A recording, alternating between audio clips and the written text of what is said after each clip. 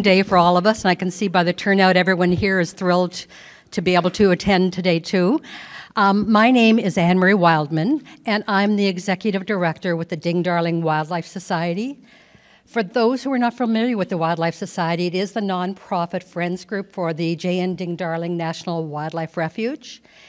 And everyone here in this room I know knows about the refuge, has been there, experienced it. If you haven't, you need to get in your cars after this is over and head there. Even if you've been, do it again. The white pelicans are out, the spoonbills are out, and you'll just have a glorious time. It's a nice day for it. As you know, the refuge also does some very, very important work, from preserving biodiversity. They protect endangered species. They provide a habitat for many, many species of wildlife. They conserve natural lands so that we all have this for future generations to enjoy as well. But they can't do it without our help. And by our help, it's your help and our help. We all work together as the Friends group, and we do appreciate all the support that we're given. In fact, as I look out in the audience today, I see many volunteers, and I thank you for your time. I see many donors, and I thank you for your support, and many people who just love the refuge and come out to visit it. And again, thank you. There is a very special thank you I have to give today, however, and that is to Bill and Lori Harkey, who have sponsored this event, and I know you all join with me to thank them. So thank you, Bill and Lori.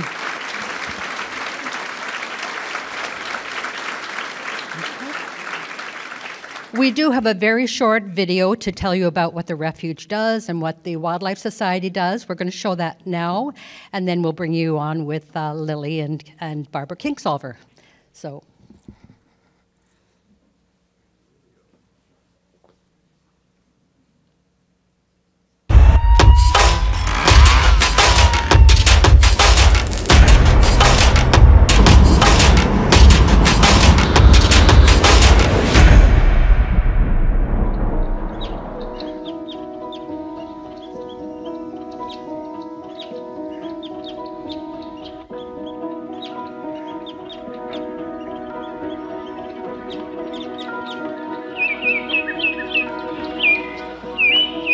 The J.N. Ding Darling National Wildlife Refuge of today isn't here by chance.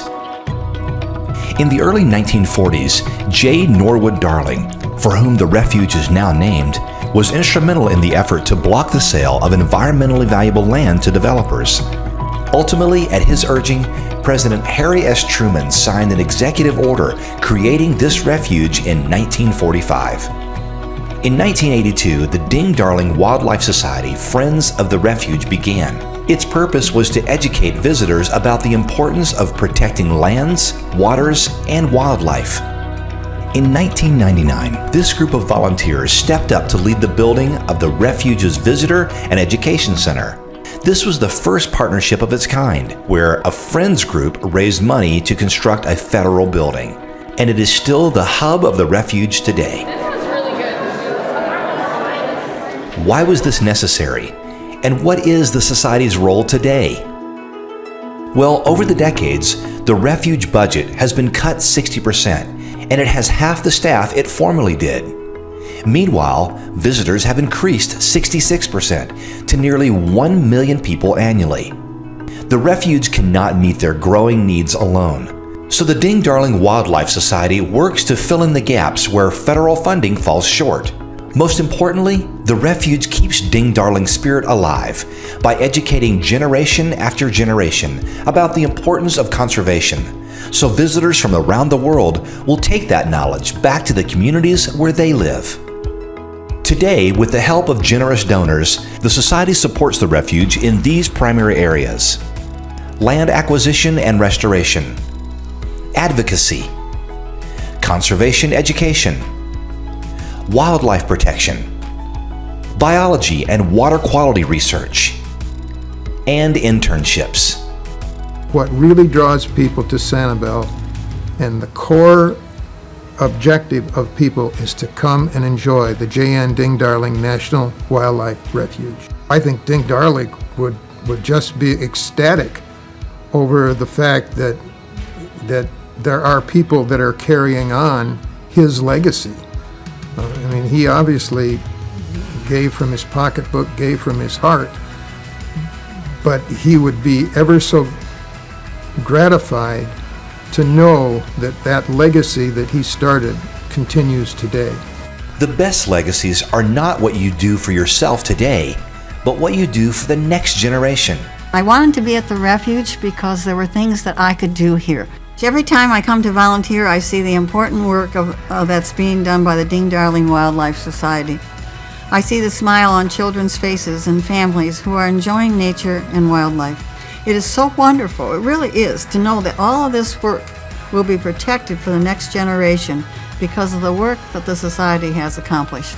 Because if we don't do it, who will? Who will do it?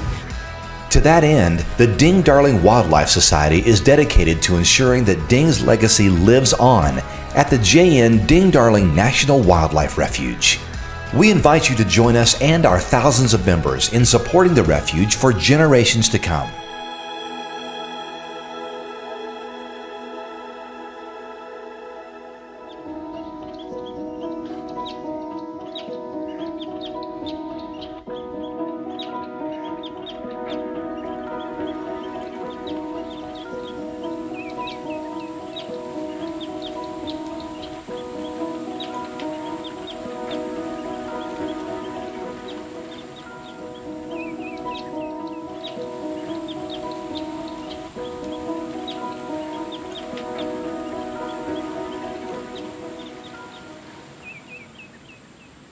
So again, thank you for all of your support, because I know that's only made possible because of everyone here who digs deep, gives of their time, gives of their gifts, and just supports us in so many ways. So thank you to you all. We're thrilled that we're able to offer the Distinguished Speakers Series. Today we have Lily and Barbara Kingsolver, which is an amazing feat because you may not know it, but they just told me that this is going to be their first time speaking together in person. They've done Zoom events, but we have the privilege of hearing them together in person, which is a great privilege. They have written, and Lily has really done a lion's share of the work, I understand, on this new book. It is available outside after the lecture today, but it's a beautiful book. It's beautifully written, has a lovely message, and Lily will be signing. So it's a wonderful, wonderful book. As many of you know, I'm sure you all know, many of you are probably even in book clubs, but you know Barbara Kingsolver is a Pulitzer Prize winner. You may not know that she's also a trained biologist. So when she comes into these things, she always comes with a conservation eye in mind whenever she's writing her books. Lily is exactly the same way. She's a spitting image of her mother, I'm happy to say, and she has joined the ecology movement, and she's a conservationist working off the east coast of Florida. And they're going to tell you a little bit more about what they do, why they do it, how they wrote this book, and I guess whatever they'd like to share. So welcome, Lily and Barbara Kingsolver.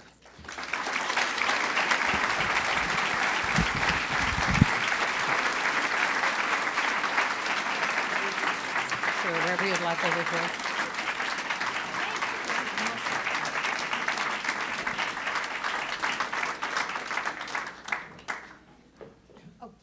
This one is live. Thank you. Good morning. Hi. Thank you all for being here, you wonderful people. We're happy to be here too, and thrilled especially because, as Anne-Marie said, this is our first in-person together in the same place book event.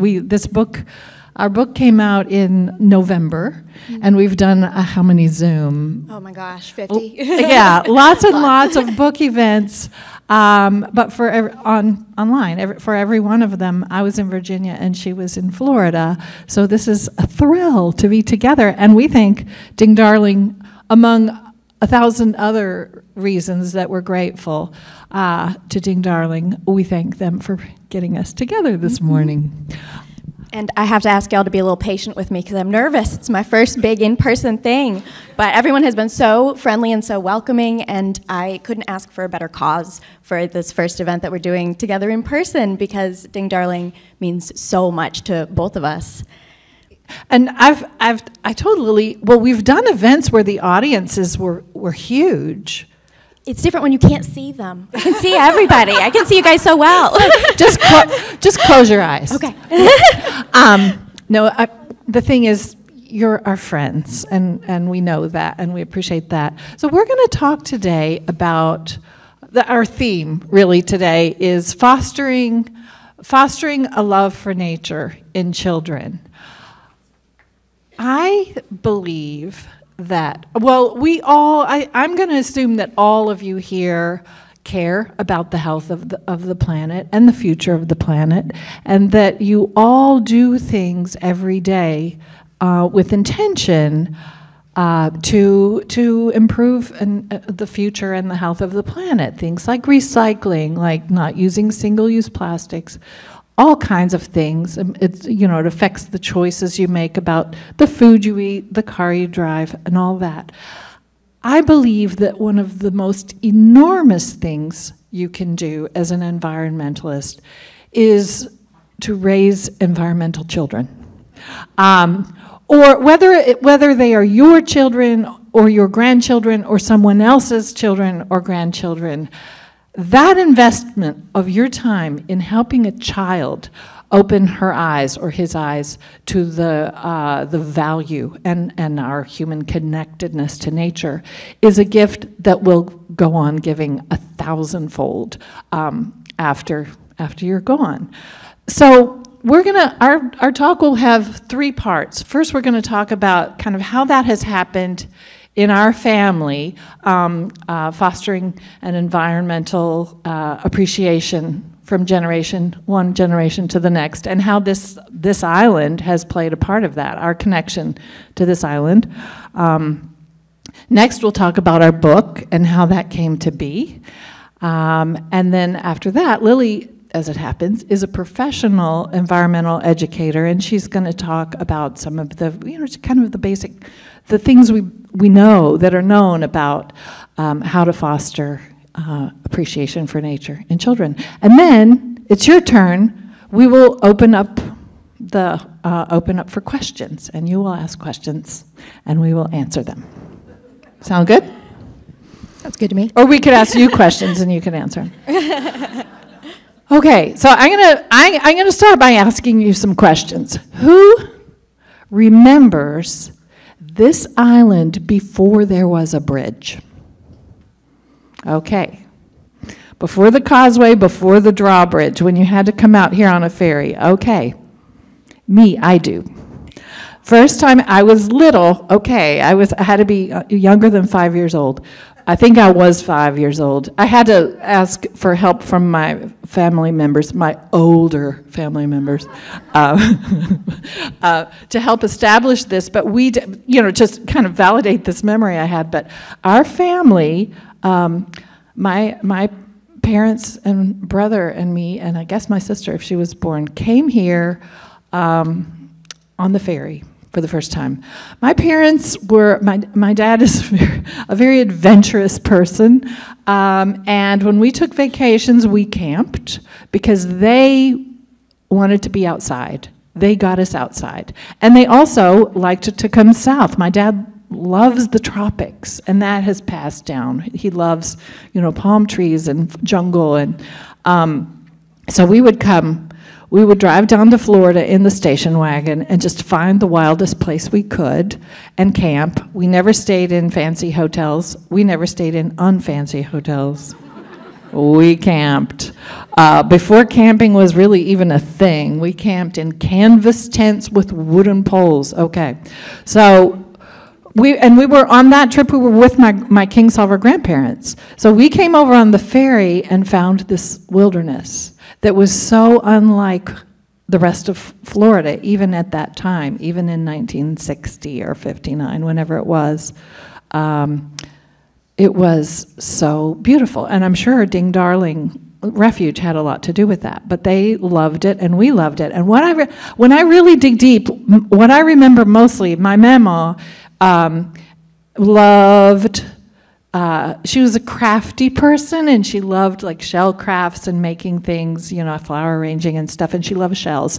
And she and I went out on the beach, and those shells rocked my world. I remember just, being this little person looking around and thought, these are just on the ground? You can just, have them? It felt to me like someone had opened a pocketbook and just scattered money on the ground. That's the kind of thing that sticks in your memory. So I picked up shells, and then my mama and I made things out of them that I'm sure were very beautiful. And so so that cemented our love for this place. My parents came back year after year with us when we were young, and as we got older, without us. They camped in Periwinkle Park. They had their camping spot there that they always stayed, and we came whenever we could to visit them. And then the time came that they found a little house for sale, and you would either laugh or cry or both to know how affordable that little house was. But they bought this little house right around the corner from Periwinkle Park, and then that became kind of a center for our family. And lots of my extended family members who are here today learned what a beautiful and special place this is, and it just grounded us in the wild, sunny, shelly island of Sanibel. So that was, my grandparents were with me. Then my parents came and loved this place. I learned to love this place. When I could, brought my children here. I brought Lily here for the first time when I had to keep her from eating sand. You were two. So, and you probably don't remember the sand eating, but do you have early memories? I have so many memories of Sanibel. Like Mom said, the first time I came, I don't remember. There was never a time before Sanibel. It was always the beach to our family. When we went to the beach, we went to Sanibel. And I have so many early nature memories, which wouldn't have happened at just any beach. Sanibel is really special in its biodiversity, in the way that the community has made an effort to preserve the biodiversity. So I remember things like seeing sooty sea hares, little, the slugs, the sea slugs swimming. They're so graceful and beautiful, and it just blew my little mind. I had never seen anything like that. It looks like an alien. So just, memories like that. And I remember catching lizards, catching both Cuban and green anoles, and just absolutely being blown away by, I probably today I wouldn't catch the lizards, sorry lizards, that I did that. But these memories that was vacation. Anytime we were off school and we went somewhere, we went to Sanibel, and it was this whole kind of otherworldly place, but it was so real, it was so tangible. I remember one time spreading out all my shells that I found on the back porch of my grandparents' little house, and Mom saying, okay, you have to pick your favorite 100 shells. And I really tried to negotiate that number up, and she said, no, absolutely not. And I didn't have plans for the shells. What are you gonna do with the shells? But you can't give them up because they're each individually so important. And the beach was always Sanibel. And Lily's older sister has two little boys, and they've been on Sanibel, and they love it too. So we're now we have 5 generations of our family. We're practically honorary Baileys, I guess, by now. But it's our family place, and not just my nuclear family, but my extended family. And speaking of the anoles, the lizards, here's another question for you: who remembers when they were all bright green? Anybody? Like a few people. All right, that transition, now they're all brown. The ones you see are all brown. Once in a while you'll see a bright green one, but the bright green ones are the native anoles, the Carolina anoles. They were, the Cuban anole, the brown one is the invader. It came in right at the same time the causeway. And there's a reason for that, because at the time the causeway was built, there was more construction, there was more transport of large trees. Like that's when, it was probably hard to bring large trees over on the ferry. So those Cuban anoles, the brown ones, were not shoplifters, what am I saying? Stowaways, thank you. That's the crime I'm going for. Stowaways came over, and they're more aggressive. Actually, Lily has done research on these lizards. The invaders outcompeted the bright green ones, ran them up high in the trees. But anyway, it's just one of the stories of how things change, and in much of Florida, the natural basis of Florida is gone, but so much of it here is still here, and that's why we love this place. That more than half of it is wild, still wild, and always changing, and always in flux, because that's nature. And if you want to know more about the animals, you can ask her. But this brings us to, okay, so we love nature, and we have together written a book. Lily is the first author, Coyote's Wild Home, and we can tell you how the book came about and some of the things that we like about it, and that we want you to have a copy, which can happen. So how did this book come about? I have always thought Lily's a really good poet, and she's been a really good writer since she could write. That's really true. I always thought that Lily would be a writer. But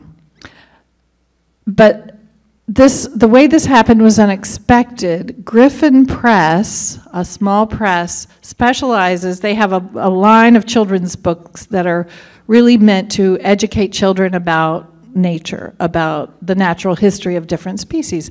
They contacted me and asked if I would write a children's book about coyotes. And they sent the previous book they had published in this series, which was about warblers, A Warbler's Journey, which it's a beautiful children's picture book about how warblers migrate from South to North America. So they said, Barbara, would you write a children's book about coyotes? And I had already drafted an answer saying, this is a great idea, and no, I can't do it. Because I can't write children's books. I have tried. You would think it would be easy. It's not. You would think if you could write a 500-page book, you could write a 5-page book. It's not the same skill set. I've really tried over the decades. No dice. Can't do it. So I had that book and that email drafted and the letter sitting on the kitchen table. And at that time, Lily lived right down the road. She came over to visit a lot. And so she happened to walk in that day, see this lying on the kitchen and saying, "What's this?" And I told her what it was. And I said, and of course I can't do it. The natural history of coyotes is so complicated. How could you possibly fit that into a narrative for children? And she said, well, how about this? And she just reeled out the plot right there and then. Well, I have the benefit of having spent a lot of time with children. I've worked with kids for about 10 years since I was in high school. And when you hang out a lot with kids, you read a lot of kids' books, right? You read a lot of children's books. And so spending 10 years with children's books, I have a lot of opinions about children's books too, right? And so I guess I just got lucky with thinking of the plot, but I was so excited by this opportunity, and I had no concept of wanting to do it myself. I just said, Mom, you can't pass up this opportunity. This is so cool. This is such a great way to reach so many kids, which is really what I'm passionate about, is talking to kids about nature. That's I'm in grad school right now, getting my master's in environmental and informal science education, and I work in a nature preschool, and it's just something I'm very, very passionate about, is educating kids about nature. And this opportunity fell, out of the sky for Mom, and I just said, you have to do that. There's no way you can pass this up, and Mom kindly said that she would do it, but only if I did it with her. Actually, I said, you do it. But then we decided to do it together. And something that really compelled us, that we both feel strongly about, is that this is a book about predators. Predators have gotten the worst press in children's literature. I mean, think about it. The big bad wolf, the bad bear, they're always bad. And that's, that's incidental to, I mean, it's not a coincidence because our folklore, our sort of heritage is to hate predators. And we can talk later a little more about why, kind of why that is. But we both thought if this is a chance to give some good PR to predators, we have to do it. Because they're really important. They are the most important. I mean, that's a scientific fact. Apex predators hold an ecosystem together. But again, I said, but that's so complicated, Lily. How do we? And she said, here's how you do it. So she had the story. I mostly served as an editor. Because writing a children's picture book was new to both of us, we learned a lot. We turned in first we went back to Griffin Press and they said, great, both of you do this. They happened to be a mother-daughter press, so they liked the idea of us working together and Lily, taking the lead. We turned in our proposal. We wrote a proposal of what our book would be about, and it was it 3,000? About 3,000 words. And they got the proposal and they said, "This is great. Your entire text needs to be no more than 1,200 words." So a big decision we had to make was what makes it into the book and what doesn't. And something we had to realize is that we can't address everything that's ever happened to predators. We can't address every piece of biology in this book. It's a children's book. We just really need to boil it down to the parts that we most want to express. And a huge revelation was that it was going to be illustrated, and a picture is worth many, many words, maybe 3,000 words. And Paul Maroka, the illustrator, well, you should probably talk about our relationship with Paul Maroka because you've known him longer than I've been alive. But that's right. Doesn't mean I love him more. Early in the going, Emily, our editor, said, "Do you have any ideas? Do you have thoughts about illustrators?" And we said, let us think about it. And we both went through our ample children's picture book collections, and we kept coming back to Paul Maroka because he's so good, and he is a scientist. He's a scientific illustrator. We didn't want cartoon coyotes. We wanted respectful coyotes. We wanted these coyotes to be respected as the human characters are. And realism, sort of hyper-natural realism, is his forte. He's just every blade of grass.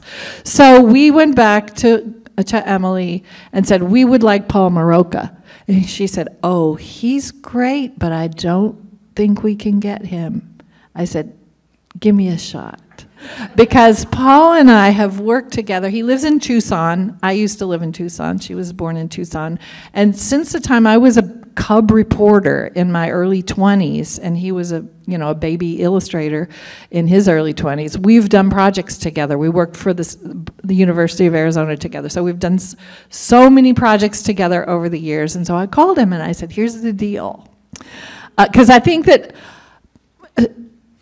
illustrating children's books is less remunerative than mowing lawns. I mean, it's like when you think of the hours you put into those paintings versus the royalties you get back, you don't do it for the money. So I said, Paul, we really need a good visit, so come out to Virginia, stay with us for a week, and we will show you, because this book is set in southern Appalachia, where we live. So he spent a week on our farm, and we showed him all of the places, the coyote habitats and the places that we wanted him to illustrate. And as it happened, very soon after we got this book contract, Lily moved to Florida. I moved to Florida. I had already planned to move to Florida because I had decided to go to grad school, and I found that Florida Tech over in Melbourne had a really wonderful environmental education program that was very research-based, but also very human. And so I had already decided to move away when this offer came. And so I think that Paul came to visit probably about a month after I moved. And yeah, it was like immediately after I moved. And so I wanted to be there, because I had all of these places in my mind that I wanted to share with Paul so he could see them before he started illustrating. And being so far away, the best way I could think of was to send GPS coordinates. So I sent them all these GPS coordinates of like my favorite spot on this hiking trail in this state park, and then you have to go here because there's so many flowers in this meadow. And yeah, I sent you on a little scavenger hunt. Yeah, it was like one of those GPS, treasure hunts. But geocaching. Like geocaching. Yeah, like geocaching. Yeah. But it was wonderful. I mean, Lily and I would have been in touch anyway. Obviously, after she moved, we text each other every single day, multiple times. But this book gave us, kind of an organized reason to have like a long editorial phone call every Wednesday or whatever. And while Paul was visiting the illustrator, we did some Zooming, and we're going to show you, each of us is going to show you our favorite page, our favorite illustration in the book. It's hard to choose because they're all really amazingly wonderful. But it's extra fun for us to see places on our farm. There you go. Places that are very familiar to us rendered in these paintings. This is, well, we wanted the book has two stories. It follows a young coyote and a young human going into nature for the first time. And Lily had this idea that they would enter, the little girl, Diana, and her grandfather would come into the forest through a rhododendron tunnel. Where we live in Appalachia, there are these thick rhododendrons, and a path through it looks like a tunnel of leaves. That's how they go in. And Lily had in mind this particular one that was beautiful in the park. She was a park ranger before this, a few jobs ago, and she said, "There's this rhododendron tunnel." That's where she gave us the coordinates, and we tracked it down, and that's it. And Paul. I was grandpa. I was the model. I stood and pointed, and he took 500 photographs, and he did sketches. I had to stand there a long time, and so that was my special connection with Lily. And here's Lily's favorite. So my favorite page is this one. It has the coyotes in a meadow, and this was also a real meadow that I sent them to, and it is my favorite because Paul and I went back and forth emailing for weeks because Paul wanted to know exactly what every species was. Every plant in the meadow, he wanted to know, is this oxalis, is this goldenrod? He was so specific and so careful to make sure everything that he was rendering was a real plant or a real animal. He was really dedicated to the scientific accuracy of his illustrations, and that meant so much to us because we wanted to put something into the world that was biologically accurate. That was really important to us, and so that's part of why this is my favorite page, and also just because I think the perspective is so interesting. That it's, drawn from the perspective of a coyote. It's how another coyote would see this, and not a person. And I really appreciate that Paul thought a lot about that as well. He actually got down on his belly. He got down at coyote level, eye level, and took photographs and did sketches. And another thing about this book, as you follow these two journeys, the human and the adult, the human and the coyote, well, I want to show another picture, that's okay. It's every other page follows the coyote pair and the human pair, and they go into a lot of the same places. And that meadow is one of them, and you see in that picture, which you can't see very well, sorry, from the stage, but you see it from coyote level, and then Diana and her grandpa walk through the same meadow at eye level. Here's the picture. Well, I lost it. Sorry, yeah, that was yeah. my fault. No. Here it is. And okay, there they are, and you see how you can't see. Sorry, but when you have this book in hand, you'll see how different the same place looks from the eye level of a coyote and the eye level of a human. And how would you even know it's the same place? Right there is a hawk, a red-tailed hawk, sitting in the tree, which is the same in both pictures, and that gives you the perspective. But just thinking of things like that, his attention to the subject equaled ours, and we really appreciated that. And we're kind of perfectionists. That's a nice way to put it. There are other diagnoses, but Paul has that same drive to get things perfect, to do things exactly right, and he wanted to put in every leaf. And in fact, when he first came to the farm, to southern Appalachia, he was overwhelmed because the desert, in Tucson where he lives, the desert is kind of a spare environment.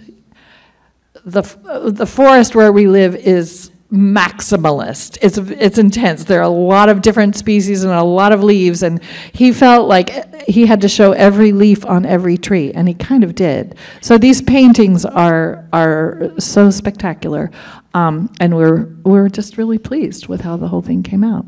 And one last thing on the perspective is, I think so much of what we wanted to do with this book was allow kids to put themselves in the shoes, so to speak, in the perspective of a coyote, and so much of that was accomplished by Paul's perspective work and just his thoughtfulness about the illustrations. So yeah, we really appreciated him. And in general, well, this is your time to talk about, in general, sort of what are some of the principles, some of the ways that children learn about nature. Yeah, so that's a good segue. The perspective shifting is a good segue into talking about how children learn and how children learn to love nature, which we know starts very early. It starts, in the first 1,000 days of their lives, they are absorbing things about their surroundings, they're absorbing what you're giving them, and kids are always absorbing what we're saying about nature too. Now I work in Brevard Zoo on the other coast, in Brevard Zoo's nature preschool, and so I'm walking around the zoo all the time with these kids, and I hear parents talking to their kids in the zoo, and I hear them using words for the animals, that are like ugly and weird and scary for the crocodiles, which is like they're not trying to do anything. I feel like people aren't always aware of how their words are landing to kids and how everything that we do and every attitude, every affective disposition that we take toward nature is reflected by our kids. They're absorbing that, and I see it reflected back in the preschoolers. I see preschoolers who are already terrified of snakes, and we have a lot of snakes in Florida. It's not really a kind thing to make a child afraid of snakes when, there are other affective dispositions that we can encourage, like giving snakes space. We talk a lot about space. Everybody needs space. Snakes need a lot of space. Coyotes need a lot of space. So as coyotes have moved into more and more human-occupied spaces, it's really important for us to be mindful of the space that they require and how giving them that space is the safest thing we can do for ourselves and them both. So the concepts of space are really important for talking about being respectful to animals without necessarily being terrified of them. It is adaptive, or it used to be adaptive, for us to be cautious of predators, right? Because I'm sure at some point we did need to be very worried about being predated. At this point, we're not really that worried about being predated. The coyotes are not really eating people. Not ever, not ever, not even once. So it's not adaptive anymore for us to greet predators with only fear. It's adaptive to be respectful. It's very important for us to give them space, to be knowledgeable about them, but it's not really useful to have blind fear. And so that's part of what we wanted to do with the book, is familiarize these animals that do deserve a lot of respect and space, and come to them from a place of respect, but not necessarily a place of fear. Yeah, and on another note, predators in particular, we talked about how they've gotten a bad rap. Historically, there were reasons for that, and historically, predators, even if they weren't going to eat people, they ate livestock. They were active competitors. Those days have largely passed. I live on a farm. I'm a sheep farmer, and we have coyotes all around, and we have ways of protecting our sheep from the coyotes. So I don't hate the coyotes, and I don't shoot them, and I don't, and I encourage my neighbors to also, have more kindness in their hearts for coyotes, because as Europeans moved into, well, actually everywhere, but into North America and extirpated the predators, killed all of the red wolves that were native to the eastern U.S., they threw the whole ecological balance out of whack. So that's why we have way too many deer, because their predators were removed.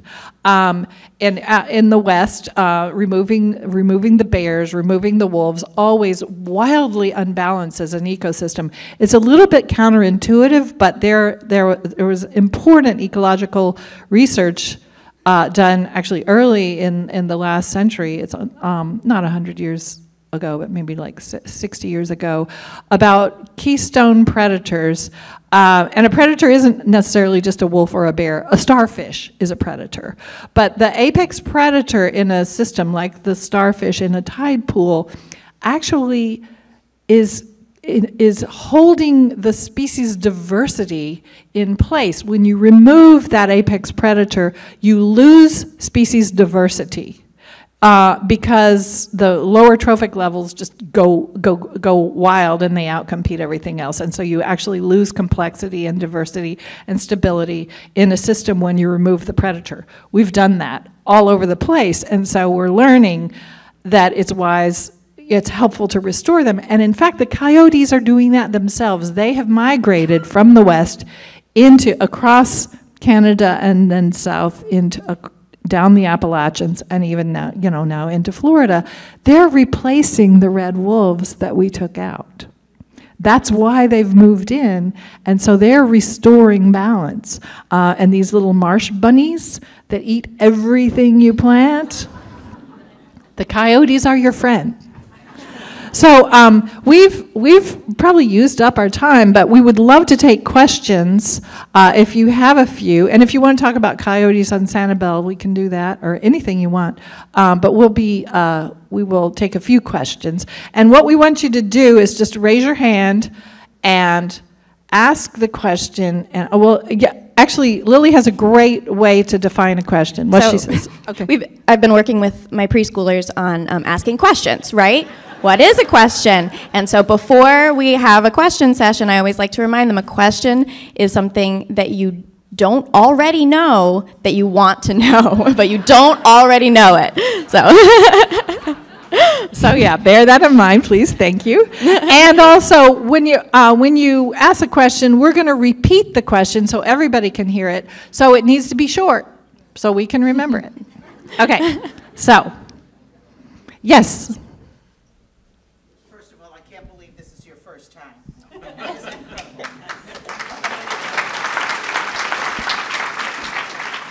I know you can read children who are not capable of reading the book themselves, but what is the reading level of the book? Oh, yeah, that's a great question. The question is, what is the reading level age group of the book? So I believe the publisher decided it's technically 6 to 11 is the target group. Yeah, it is a little too complex for preschoolers. That's a good question. And yeah, you can read it to them, but they're probably going to get the most out of it between like ages 5 and 12. Yeah. But it is a read-to book. It's a book to be written, Mm-hmm. that you can read to children. Over here. First of all, you are Meryl Streep to publishing. I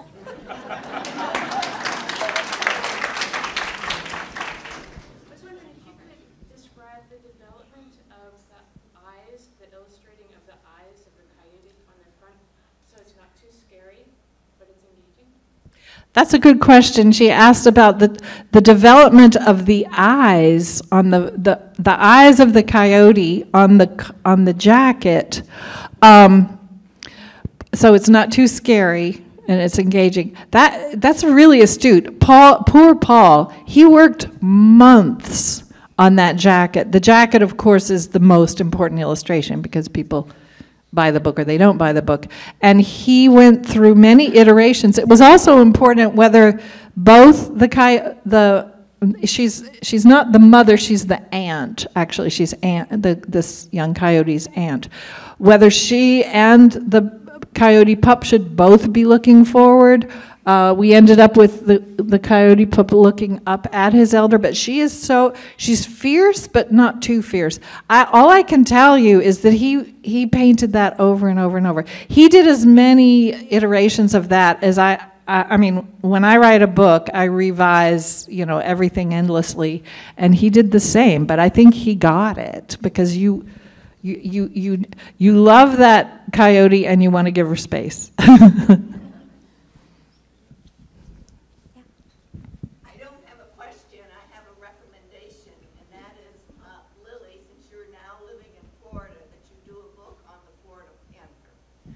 Oh, it was a recommendation that we write a book on the Florida panther, which I would absolutely love to do. The Florida panther also needs some good press. Great recommendation. I wanted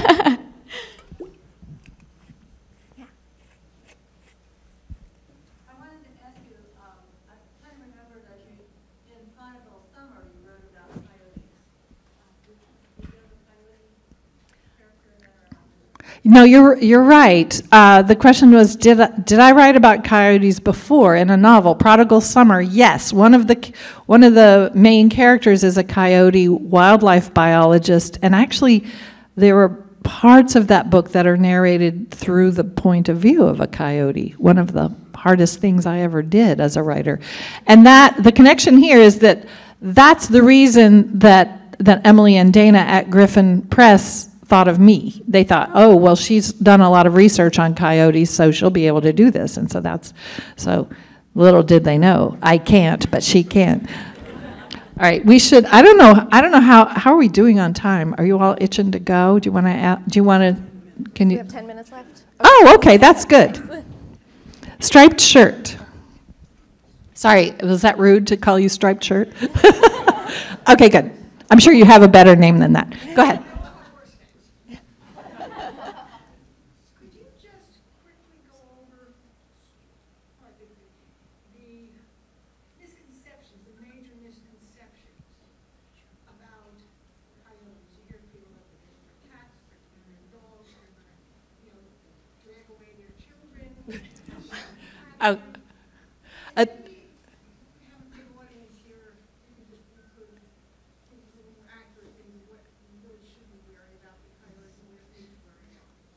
Okay, essentially, can we address some of the misconceptions about coyotes and some sort of suggestions on sort of how to coexist with coyotes? Very good question. And on Sanibel in particular, it's interesting that post-Ian, the coyote population seems to be fine. And the bobcat, we're really lucky to have two beautiful and valuable predators on this island. The bobcats are doing okay, and the coyotes are doing okay. They were able to get up in trees and hang on.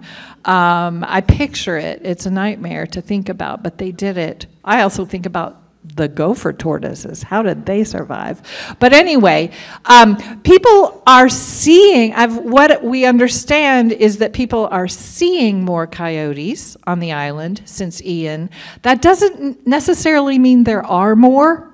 It's possible, because the vegetation changed so much, they are more visible. I also think about the fact that some very extreme barriers to coyote movement and animal movement were temporarily removed. And I'm talking about like solid traffic on Periwinkle. You could think of that as like the Great Wall of Sanibel as far as animals are concerned, getting from one side to the other. You might at times see a coyote dash across Periwinkle. I mean, I'm not saying that's never happened, but for the main, in the main, those animals are telling their children, don't go down there. This is our half, this is where we live. So a lot of the human barriers to animal movement were erased for a period of time. And so you think about how that affected their understanding, their mental mapping of this island. So we're going to see them, in new places. It doesn't mean that they are new animals or that there are more of them. We need them. So do you want to talk about good ways to coexist? Sure, yeah, and can talk a little bit about misconceptions too. So yeah, you mentioned coyotes dragging away your children. They will not drag away your children. One time when I was 7, I was in the house reading, probably summer break, and I heard one of my beloved chickens fussing outside. And so I ran outside and I ran down into the front yard, and I found myself face to face with a coyote, and it had my favorite rooster, Saffron, in its mouth. And I looked at it, and it looked at me, and neither of us, expected to get this far, and we didn't know what to do. And so we faced off for probably 3 seconds, and then it dropped my rooster and ran away. And that was a moment of reckoning for me, because I was not very formidable as a 7-year-old. I'm still not very formidable. And this coyote saw me as a higher order predator than it was. It was afraid of me, and it ran away. And that's all coyotes are trying to do is get a meal, and if sometimes it's in your trash can, and if that's happening, maybe just let it do what it's gonna do, stay inside, and then when it's moved on, then you can go out and pick up your trash. As far as coyotes eating cats, that does happen. But I sort of feel like, I don't know, I always say if you put a buffet in a high school, you can't be mad when teenagers show up, Like if your cat is unattended outside at night in a place with coyotes, that is absolutely a danger. And so what a lot of people are recommending now for house cats is it's a lot safer for them to stay inside. It's also a lot safer for the birds and small mammals around your house if they stay inside. So your cat lives longer, the birds live longer, the coyotes don't want to come into your yard. Everyone's happy. Yeah, and what else? They are also, when people, a common misconception is that you should kill coyotes. You should shoot them. There are actually still bounty hunts in many states. What science has told us, and a lot of research has been done on this, is that when you shoot one coyote, 2 come back. They're the most resilient, resourceful animal. I admire them so much. They have a complicated family structure. They often live in families, and only the sort of the alpha or the lead pair reproduce, and the mother's sisters and year-old young help to raise the brood. And that's actually what's going on in our book. Is one of the aunt, the mother's sister, is taking this coyote out to teach it to hunt, because they have to learn to hunt. Their complex behaviors are learned over a period of like almost their whole first year. They're learning. So these complex, wily coyotes have a deal. If the alpha female gets taken out, all the ants get to reproduce. So that's how bounty hunting has increased coyote numbers everywhere they exist. Okay, so if you want them gone, you're out of luck. Gosh, you want to call on somebody? Sure. How about all the way over here in the green hat?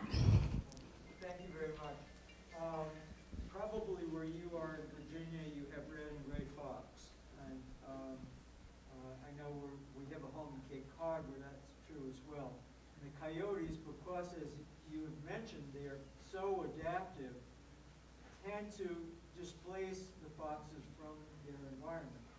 And because of that, many people want to do so-called wildlife management. And as we know, sometimes that works out and sometimes it has unintended consequences. But as you educate kids about human intervention in terms of managing wildlife, how do you approach that? That's a good question. So the question was about educating kids about wildlife management and how do you approach education.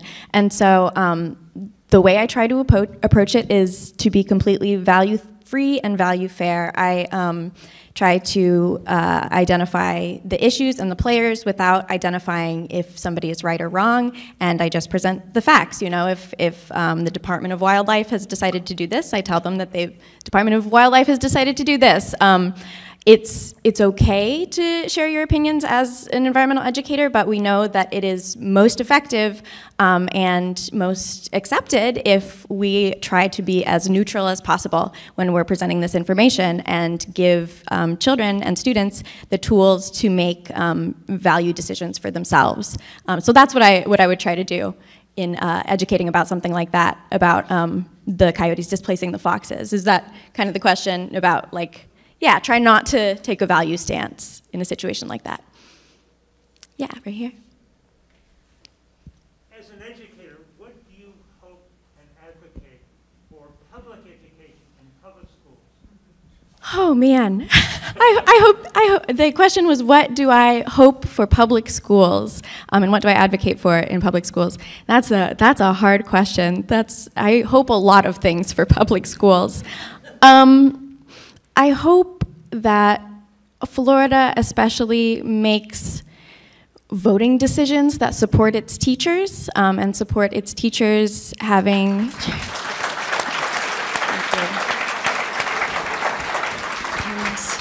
And yeah, I hope we can give our teachers the resources, the training, the education, and mostly the resources that they need to support our next generation, which is super important. And also the freedom to speak to these kids who they understand without feeling like someone's breathing down their neck, ready to fire them if they say the wrong thing.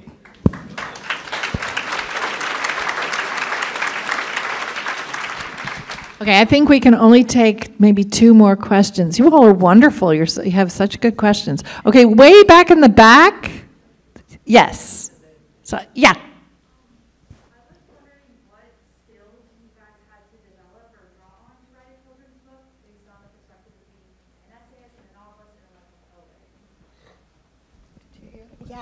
So the question was, what skills did we need to draw on to write a children's book coming from the background of being an essayist, a novelist, and a poet? And I wouldn't really call myself a poet. I just really enjoy poetry, and I took a lot of classes in college because they were a lot of fun. And made A's. But yeah, we learned a lot of new skills for it, and a lot of it, like we talked about a little bit earlier, was getting as much meaning as possible into as few words as possible, which ended up being very similar to poetry in a lot of ways. So we used a lot of poetry skills, and Mom is an incredible poet and has several books of poetry published. Yeah, I would say it's close. Writing a children's picture book is closer to poetry than to writing a novel. I mean, as a novelist, I think about plot and character, and those things also, we thought a lot. I mean, we have a good plot. I mean, for a children's book, it's plotty. We have character. So you think, you kind of go into it with some of the same goals. But surprisingly, I found of the skills that I have, the different genre that I've worked in, I found it most related to screenwriting. Because in screenwriting, you don't have to, like, as a novelist, I have to paint a picture in your mind. I have to give you enough details of a setting that, as you read, you can picture, the Congo River, and you can picture the mist rising and the birds and what it sounds like, and all of you create this image in your mind. And when I started screenwriting, I realized all I have to do is instructions to the director. Congo River, dawn, done. That's it. So that was a revelation to me that now the director is Paul. We just say Appalachian Forest, dawn, and he does that part. So it was left to us to develop the dialogue, the plot, and the characters.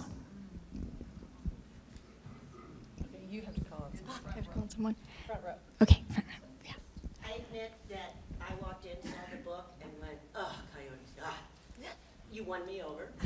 Yay! She says she was disgusted when she saw a coyote picture, and now she's won over. Good. That's what. And the education is wonderful, and I grew up in New England, and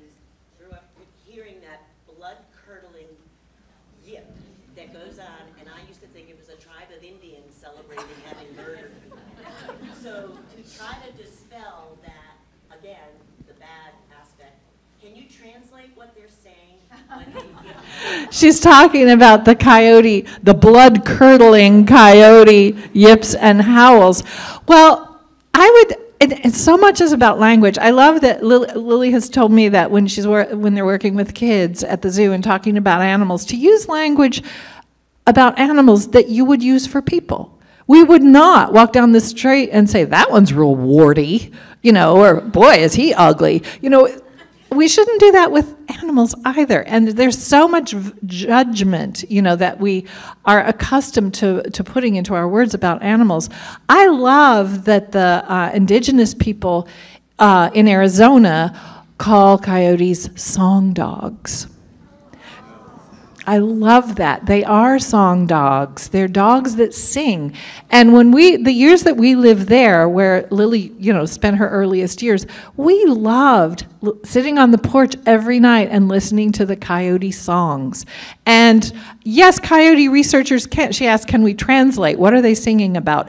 We don't know exactly, but coyote researchers know a good deal about that. They sing to say, I'm over here, where are you? They sing to say, I've got something, come help. They speak to each other when they to hunt prey that's larger than they are. They have to work together as families, and so they communicate about how, like, you go over there, I'll go here, and I've watched that happen on our farm too. So they talk about strategy. If you think about them that way, I think that gives me a lot of respect. And it's also the case that they most of what they're eating is not your cat or your dog or somebody's pet. At least 25% of a coyote's diet is vegetable matter. They eat a lot of berries, and they also eat beetles and crickets. They eat insects. They're really omnivorous, more omnivorous, honestly, than bobcats are. Bobcats are more purely carnivorous, right? So they are looking out for themselves, and they are taking care of their families in ways that we can hardly imagine. So when we see them pass by and when we hear them talking to each other, I just feel like it's a passing moment of this magical moment when I get a little window into the very complex lives and world of another species. And it just reminds me, we are only one species in this big planet, and we need all the others so much. So that's maybe a good place to wind up. Thank you for the care. And let me make one other quick announcement. Lily's going to be signing books afterwards. I will sit beside her, and you can say hello to me if you want to, or not. If you don't want to, that's fine too. I'm really sorry, I cannot sign your book. I have a condition called Dupuytren's contracture. That's also a family thing. It runs in our family. And I've had 6 surgeries on this hand, each one after a book tour, because of repetitive gripping. And my surgeon finally said, "What in the heck are you doing?" And I told him, and he said, "Okay, no more of that." So, and if the next surgery is going to be worse, he'll have to take off a finger. So here's our deal. If you let me keep all my fingers, I will write you more books. Okay. Okay. So, but Lily doesn't have it. Not yet. So, and this is, not a huge ordeal. So she can sign your books. I'll sit with her. And I just want to see, we both want to say thank you for your engagement with Ding Darling. Thank you for the care that you take of this place and all of the places where you have come from. And thank you for what you do for the next generation to grow more environmentalists. And thanks for reading. Thank you.